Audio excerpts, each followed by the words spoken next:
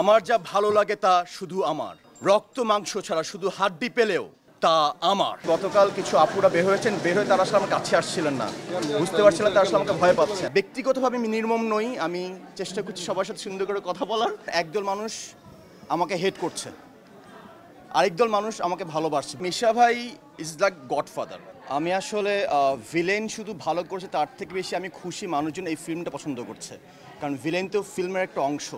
একটা চরিত্র হিসেবে যদি উঠে আসতে পারি এবং সেটা যদি ফিল্মের ভালো হওয়ার জায়গায় কন্ট্রিবিউট করতে পারে, সেটা আমি আসলে সবচেয়ে বেশি পছন্দ করছি। আর ব্যক্তিগতভাবে আসলে আমি খুবই খুশি যে মানুষজন, একদল মানুষ আমাকে হেট করছে, আরেকদল মানুষ আমাকে ভালোবাসছে, বিকজ দুইটাই হচ্ছে বিকজ ক্যারেক্টারটা তারা বিলিভ করতে পারছে। এটা আসলে অনেক বড় একটা প্রাপ্তি। আর সব কিছু হয়েছে থ্যাঙ্কস টু সানি ভাই অ্যান্ড দ্য এন্টায়ার টিম।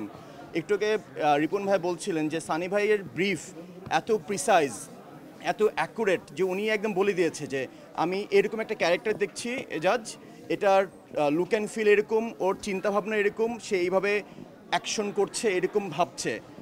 এত সুন্দর ব্রিফিংয়ের পর পারফরমেন্স করা যে কোনো একটার জন্য খুব সহজ হয়ে যায়। তো আমি খুবই লাকি, আমি খুবই হ্যাপি।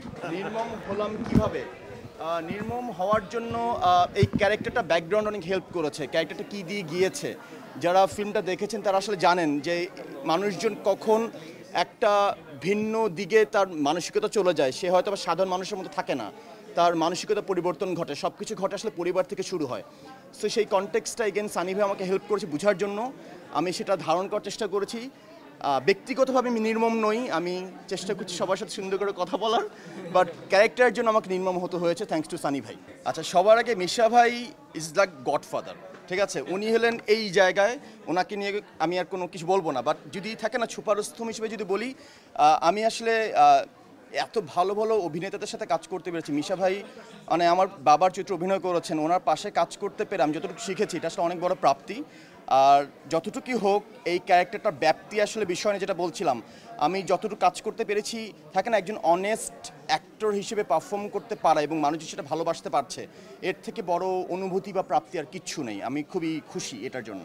আমার যা ভালো লাগে তা শুধু আমার, রক্ত মাংস ছাড়া শুধু হাড্ডি পেলেও তা আমার। ফর এনি রোল, এটা ভিলেন হোক, অ্যান্টাগনিস্ট হোক বা যে কোনো ক্যারেক্টার, একজন অভিনেতা যেটা রনিক রূপন ভাই খুব সুন্দর করে আর্টিকুলেট করেছেন, জলের মতো সামনে যেই ধরনের কাজ থাকবে আমার চেষ্টা থাকবে ওই কাজটায় মিশে যাওয়া। যেটা অনেকে বলছেন না যে এরকম তো দেখিনি, কেন এইভাবে নির্মম কীভাবে হতে পারলে নির্মম।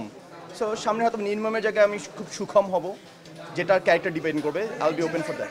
অ্যাক্টর যেটা আসবে সেটা অসাধারণ অসাধারণ। আসলে আমাকে যেটা হচ্ছে গতকাল কিছু আপুরা বের হয়েছেন, বের হয়ে তারা আসলে আমার কাছে আসছিলেন না, বুঝতে পারছিলেন তারা আসলে আমাকে ভয় পাচ্ছেন। আবার আরও কিছু মানুষ তারা আসলে আমাকে জড়িয়ে ধরেছেন, জড়িয়ে ধরে কাঁদছিলেন।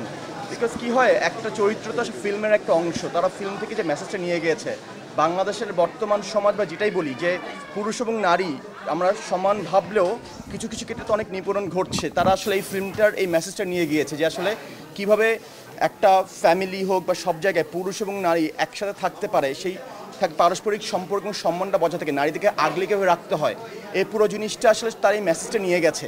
আমি খুবই হ্যাপি যে আমি সেই মেসেজ দেওয়ার একটা পার্ট অফ দ্য ক্রু। এটা আসলে আমার অনেক বড় একটা প্রাপ্তি, আমি খুবই হ্যাপি।